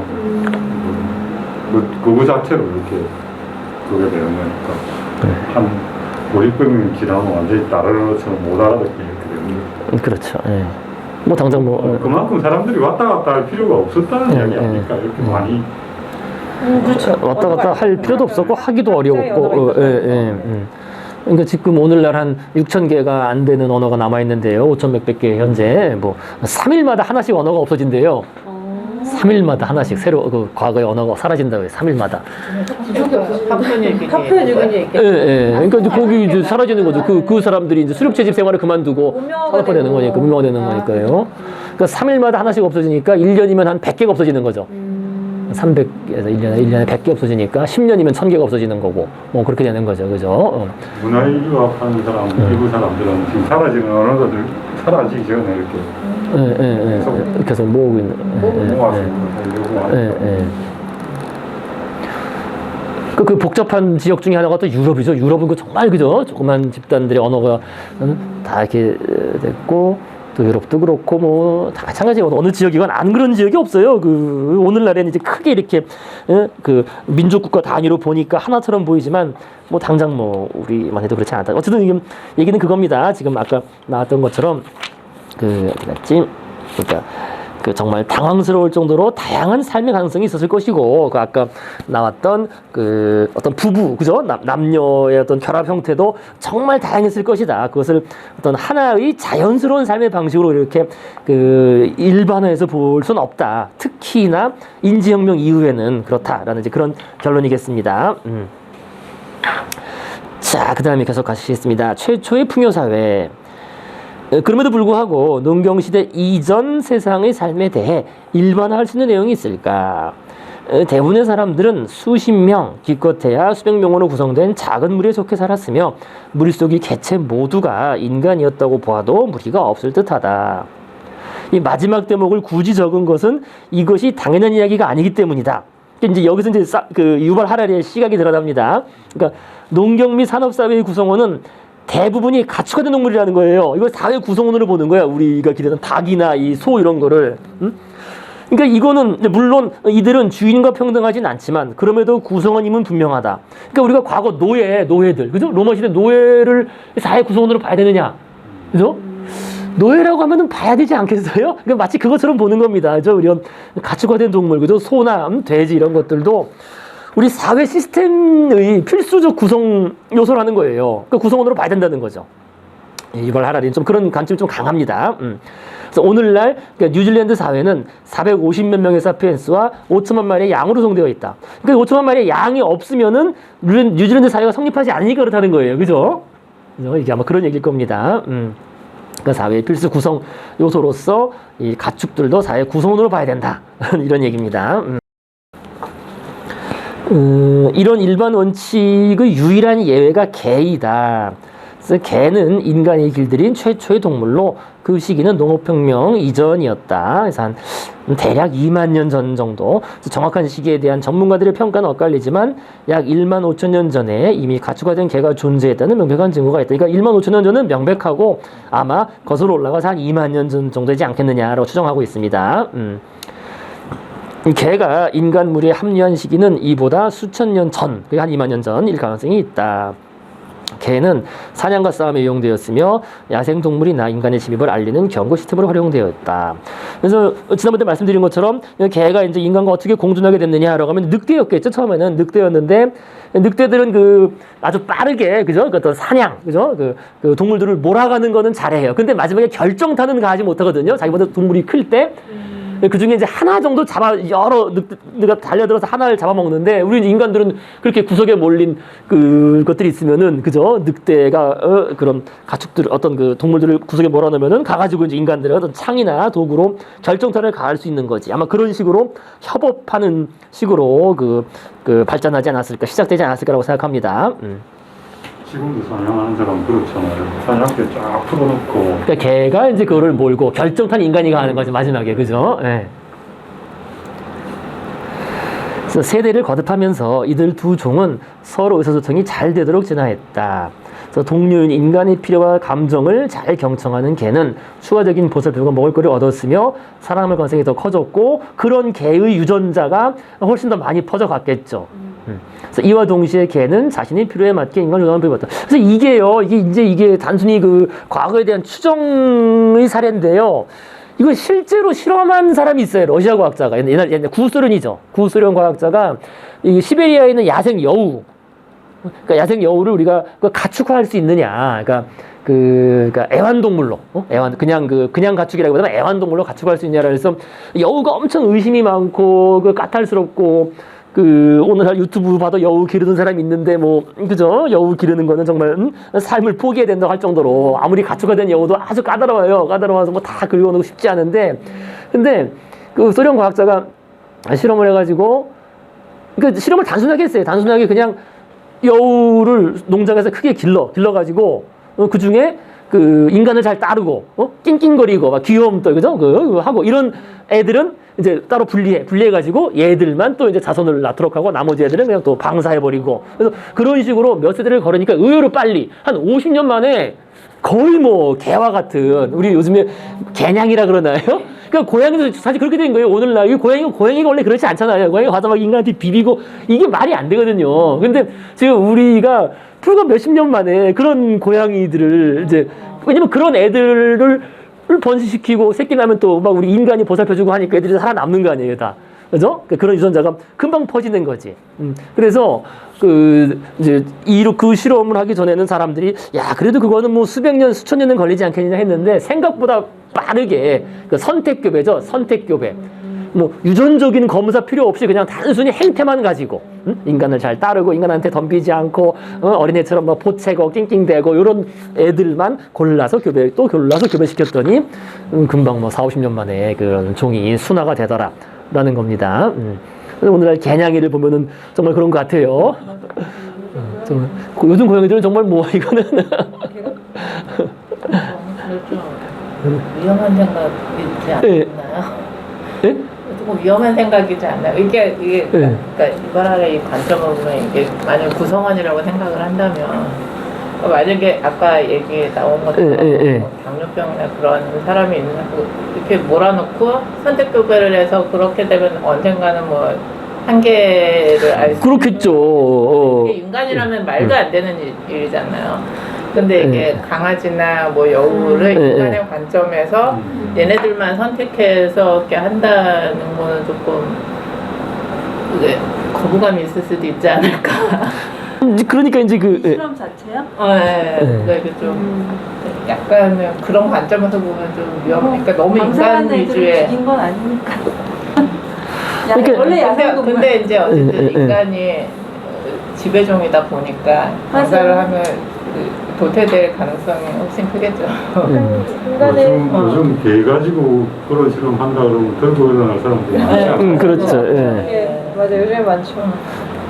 근데 이미 선택교배 하고 있잖아요. 개들도 그죠? 보다 더 귀여운 거 이런 거 그죠? 골든 그렇게 모습이 골든 리트리버랑 큰 자이언트 푸드 교배한 교배하고, 골든들이 털도 안 빠지고 똑똑하고 충성심 있고 자꾸 그런 식으로 자꾸 교배하는 거. 골든 두들이라고 불러요. 그게 지금 나왔어. 아니 미국에서도 그렇고 우리나라에서도 지금 가장 핫한 개가 골든 두들이에요. 그러니까 그 푸들의 장점과 리트리버의 장점 딱 결합해서. 개는 대부분 그러니까 원래 개가 아니고 우리 눈에 보는 개들은 다 만든品種. 그렇죠. 인간이 그렇죠. 이미 이게 돼 있죠. 그러니까 바나나도 원래는 하나지. 굉장히 많은 거 있었는데 지금 우리가 먹는 것만 살아남아 있고. 그렇죠. 그게 이제 인간의 지적 호기심 때문에 그런 비인간적인 그런 실험도 하고 하는 거겠죠? 인간은 우리한테 편의는 아니지. 굳이 여우를 그렇게 그것도 아까 그거랑 원리는 똑같아요. 그러니까 호기심 아니야. 원리는 아까 똑같아요. 우리가 쾌락, 그것도 쾌락을 농축, 정지하는 과정이에요. 우리한테 귀여움을 주는 귀엽고 우리 귀엽고 즐겁고 또 어떤 그 정서적인 그런 거의 그런 걸 쾌락을 얻으니까 그거를 농축하는 과정이죠 사실은. 여우를 키우는 게 이제 그걸 쓰면 그 여우를 키우는 게 일반적이 됐어야 되는데 그거는 그냥 실험을 해본 거죠. 그거는 목적이 여우를 가축화시키겠다는 반려동물화 시키겠다는 그게 아니라 그냥 인간을 그냥 직접 호기심. 그 실험은 이제 그 이제 생물학적인 실험인 거죠. 그 실험은 생물학적인 실험이고. 근데 결국 이제 이 유발 하레리가 말하는 그 지적 설계 이런 말 마지막에 나오잖아요, 그죠? 인간은 그 진화의 법칙을 벗어나서 지적인 설계 단계로 들어가고 있다라는 그런 뭐 예비적인 일이라고 볼 수 있는 거예요. 우리 마음대로, 그죠? 우리의 목적에 따라서 어떤 생물을 설계하고 우리 자신도 재설계하고, 그죠? 사실 그렇죠. 우리 자신도 재설계하고 있는 거죠. 예, 그런 얘기 이제 결국 나갑니다. 예. 욕망이죠. 자, 그래서 이제 개, 고양이. 그래서 고양이 같은 경우에는 뭐 클레오파트라도 뭐 고양이가 있다라고 하고요. 그죠? 애완용 고양이가. 고양이는 한 5,000년 정도 잡습니다. 그 역사를 5,000년 전, 3,000년 전 정도는 있었을 것이다. 그러니까 애완동물화 됐을 것이다. 자, 계속 가시겠습니다. 그래서 79페이지에서 셋째 줄. 이와 동시에 개는 자신의 필요에 맞게 인간을 조종하는 법을 배웠다. 역사가 그래서 사실 인간을 조종하는 법을 배운 거죠, 그죠? 낑낑거리고 뭐 귀엽고 막 구르면은 아유 이쁘다 해서 더 주고 막 이러는 거잖아요, 그죠? 역사가 15,000년에 이르는 유대 관계를 통해서 인간과 개는 인간과 다른 동물의 관계와는 비교할 수 없을 정도로 서로 깊이 이해하고 사랑하게 되었다. 그래서 개가 죽으면 사람처럼 예식에 따라 매장 오늘날에 그죠? 아주 이 산업이 아주 그죠? 개 장례업이라고 그러고 뭐라 합니까, 그죠? 애견 장례. 예. 아주 번성이죠. 요즘은 부의금도 낸다고 그랬죠. 개 죽으면 부유는 그래요? 기사를 났던데요. 개 부유. 저도 어젠가 뉴스 그렇죠. 기사 저도 봤어요. 보고 생차들 상사에 아니 제가 작년에 개를 보냈거든요. 실제로 애견 그 장례식장 가서 해서 다 제대로 염도 다 해주고 화장까지 다 해서 그것도 절차 사람이랑 똑같이 다 해서 염해서 닦고 그 하기 전에 다 보여주고 이제 이별의 시간을 좀 있다가 그래서 화장하는 절차도 다 똑같이 사람이랑 똑같이 해줘요. 하고 넣고 끝나고 나서 이제 제까지 해가지고 이제 유골함에 딱 넣어서. 식구는 괜찮은데 그리고 거기에 그것도 있어요. 낙골당도 있어요. 근데 저희는 사실 낙골당까지는 거기 다시 찾아갈 생각이 없었기 때문에 저는 이제 저희 시골 마당에 저희 친정집 나무 밑에 물어줬거든요. 요즘은 더 심한 사람들이 있습니다. 거기서 유저는 뽑아가지고 네, 맞아. 하는 사람. 그죠. 삼성이 이거는 잘 어쨌든 있으니까 그렇게 하는 거죠. 사람 못하는 거. 그리고 뭐 걔한테 뭐 상속해주고 이런 거죠. 죽으면서. 그리고 집에 있는 개를 위해서 돈을 버는 사람도 봤어요. 많아요. 네. 병원비가 워낙 많이 들죠. 병원비 워낙 많이 들죠. 자식보다 낫다고 할 수도 있죠. 그리고 강아지를 그러니까 데리고 출근할 수 없으니까 강아지 유치원을 보내요. 유치원이 사람보다 더 비싸요. 아니면 한계를 지울 수가 없는 거예요. 그러니까 사람마다 이제 그 자기의 애완견을 대하는 그 마음이 정말 천차만별인 것 같아요.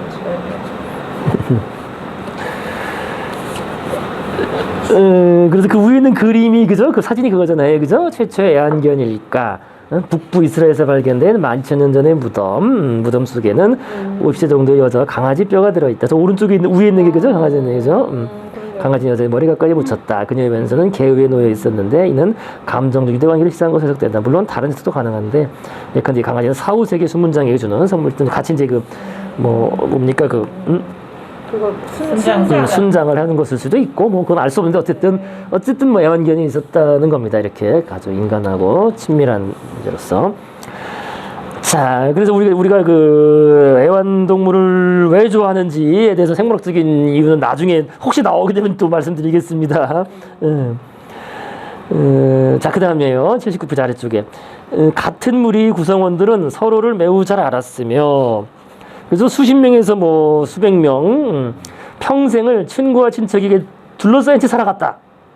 고독과 프라이버시는 없었다. 이게 또 참 예, 그 고독과 프라이버시가 없었다라는 게 이게 그 아까 말씀드린 그 총균세를 쓴 제레드 다이아몬드가 그 이제 그 파푸아 뉴기니 이제 그 사회는 지금 막 수렵 채집 사회에서 그렇게 그죠 막 언어가 사라지면서 산업화되고 있는 거 아니에요? 그러니까 이제 그 어린 시절 사춘기까지는 다 그 강과 산을 뛰어다니면서 잡아먹고 뱀 잡아먹고 이러던 그 애들이 나중에 이제 뭐 보잉 비행기 조종사가 되고 이런 이제 그런 것까지 다 그런 기록이 있습니다. 근데 그 얘기를 하더라고 그 기록이 있더라고요. 그러니까 그런 사람이 현대 도시가 좋은 점이 그거래요. 도시가 좋은 점이 내가 뭔 짓 해도 남들이 신경 안 쓴다.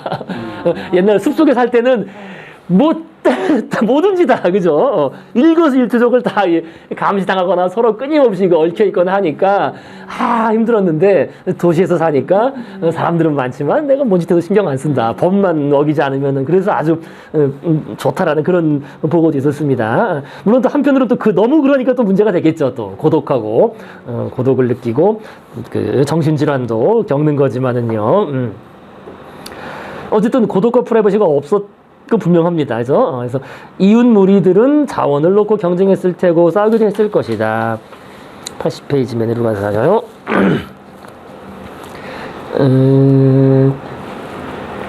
하지만 우호적인 접촉도 있었다. 서로 구성원을 교환하고 아마 주로 이제 요거를 많이 했을 겁니다. 그죠? 어떤 그 조계혼이죠, 일종의 그죠? 조계혼적인 그런 그죠? 신랑과 신부를 교환하는 일 같은 거를 많이 했을 거예요. 그래서 함께 사냥하며 희귀한 사식품을 매매하고 종교적 축제를 벌였다. 이런 협력은 호모 사피엔스의 중요한 트레이드 마크였고 다른 인간 종들에 비해서 결정적 우위를 누리게 해주었다. 어떤 때는 이웃 무리와의 관계가 워낙 가까워서 이들이 하나의 부족을 구성하고 동일한 언어와 신화와 기본과 가치를 공유하기도 했다. 하지만 이런 외부 관계의 중요성을 과대평가해서는 안 된다. 위기가 닥쳐 이웃 무리가 서로 가까워졌을지라도 심지어 사냥이나 축제를 함께 하기 위해 종종 모일지라도 이들은 여전히 대부분의 시간을 서로 완전히 고립되어 독립적으로 보냈다. 그래서 교육은 대체로 조갑이나 호박, 염료 같은 귀중품으로만 한정되었다. 이것도 참 재밌는 거예요, 이게. 귀중품. 그죠? 그러니까 필수품을 교역을 했다는 거는 아닐 것 같아요. 필수품은. 오히려 필수품을 교역을 하지는 않고 필수품은 각자 알아서 자체 조달해서 살았을 것이고 아마 교역을 했다면은 이 사치품 한마디로. 사치품. 한 지역에서 안 나는 거. 그죠? 아주 안 나는 거. 근데 안 나는 것이 다른 쪽에서 사치품이 되는 거겠죠. 그죠? 근데 그 사치품이라는 게 이게 뭐 직접적인 쓸모가 있는 게 아닌데 왜 그랬겠느냐라고 했을 때 아까 말씀드린 바로 그거예요. 우리의 사회적 욕망하고 연관된 거예요. 결국엔 인간은 그런 그 사물 속에서 어떤 그 보이지 않는 가치가 존재한다고 믿었다는 거죠. 그래서 그걸 교환했다는 건. 과일이나 고기 같은 주식을 교역했다든지 다른 무리에게 사들이는 것에 의존해 살아간 무리가 있다든지 하는 증거는 없다. 그죠? 오히려 이런 거는 없다는 거예요. 사회 정치적 관계도 드문드문 일어났다. 부족은 영속적인 정치적 틀로 기능하지 못했다. 또한 계절마다 회합하는 장소를 보유하고 있다 하더라도 영구적인 도시나 시설은 없었다. 그러니까 커다란 어떤 반개의 그 친척 집단들은 한 번 정도씩 모이긴 했을지 모르지만은요, 정기적으로 모이진 않았을 거라는 겁니다.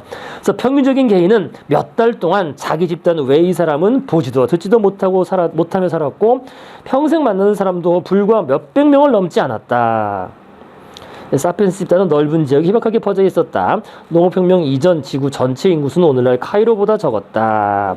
그래서 한편으로는 사람이 참 귀하기도 한 거죠. 한편으로는요. 그죠? 사람이 참 귀하기도 했고, 사람을 만나면은, 참 반갑기도 하고요. 그 낯선 사람, 그 다음에 항상 그 다른 집단에서 온 사람은 항상 호기심이 대상이 되고요. 그래서 우리 아이도 학교 보내고 나니까 특히 2학기 때 전학 가면은 좋은 점이 있대요. 무조건 반장이 된대요. 반장 내지 부반장이. 새로 전학 오네 무조건 시킨대요. 반장 나오면은, 야, 쟤 새로 왔다, 시키네. 다 관심이 막 쏠리고, 새로 온 애들한테요. 자, 근데 이게 이제 한편으로 그게 있어요. 우리 그 현대적 정신병의 한 원인이기도 한데요. 뭐냐면은요. 그 사회적 비교. 그러니까 그 당시 만나는 사람들은 해봤자 수십 명에서 수백 명의 집단 무리밖에 없는 거 아니에요. 그러니까 그 안에서 잘생기거나 뭐 힘이 세거나 해봤자 사실 별거 아니라는 거예요. 그러니까 우리 인간은 끊임없이 사회적인 비교를 하고 말씀드린 것처럼 사회적 뇌가 그죠? 그거 하라고 진화한 건데 그죠? 그런데 시간 다 됐네. 오늘 여기까지 해야 되겠네. 그러면요. 근데 그러니까 그 사회적 끊임없이 남들과 비교하고 그죠? 제 입에서 난 어떤가 난 하는 그런 비교 심리를 가지고 태어나는데 그걸 할 수밖에 없는데 근데 그 비교 심리가 오늘날 현대 사회에서는 이게 자신이 비교해야 할 사람이 수십만에서 수백만 명 중에 한두 명 뽑힌 미인, 뭐 미녀하고 비교해야 되니까, 또는 뭐 어떤 부자. 그러니까 이게, 그걸 부추기죠. 그러니까 비교 심리는 타고나는 건데 비교해야 될 대상이 예전 그 안에서 비교해봤자 다 고만고만한 거 아니에요, 그죠? 고만고만한 건데 그래서 왜 예전에 저희 어머니 때나 뭐 이럴 때 보면은 이제 새로 중매죠, 그죠? 또 저기 있는 누구랑 결혼되라고 딱 보면은, 얘 잘생겨서 결혼했다 그래요. 자기, 그래서 신랑 그죠? 옛날에 할머니들. 근데 본 남자가 없으니까, 그죠? 몇 명 저기 아빠, 엄마, 주변 삼촌밖에 없으니까, 처음 본 남자 잘생겨서, 그런 이게 그런 얘기인 거지. 근데 오늘날에는 이제 맨날, 그죠? 이 수백만 명 중에서 잘생긴, 장동건, 이런 누구, 그냥 나를 비교하니까 비교가 안 되니까 이제 더, 열등감, 열패감에 젖어가지고 또 스트레스 받고 그런 현대적 정신병의 한 기원이 된다라는 그런 얘기입니다. 그러니까 그 유전적인 본성은 변하지 않았는데 이제 환경은 그렇게 비교할 수 있는 세상이 많아져서 이렇게 되었다라는 그런 얘기를 또 곁들일 수 있겠습니다. 자, 그래서요 오늘은 이 정도까지 하시겠고요. 다음엔 또 중요한 얘기 나오는데 일단 오늘 여기까지 하시겠습니다. 수고들 많으셨습니다. 예.